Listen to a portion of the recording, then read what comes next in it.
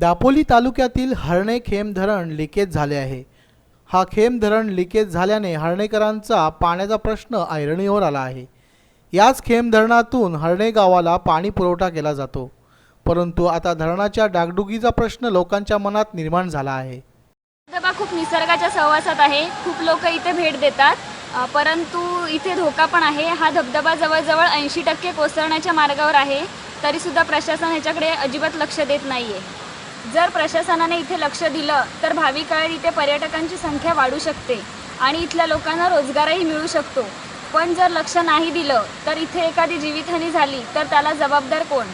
सुट्टीच्या दिवसात या धरणाजवळ पर्यटकांची, विद्यार्थ्यांची निसर्गाची मजा लुटण्यासाठी मोठी वर्दळ सुरू असते, परंतु धरण लिकेज असल्याने जीवितहानीसारखे गंभीर प्रकार येथे घडू शकतात।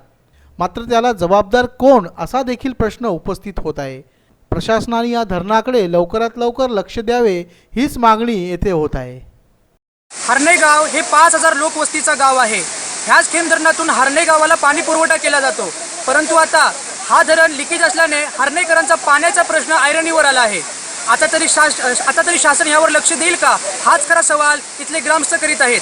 व्हिडिओ जर्नलिस्ट शाहरुख वाकणकरसह मुजम्मिल जैतापकर, कोकण नाव, दापोली।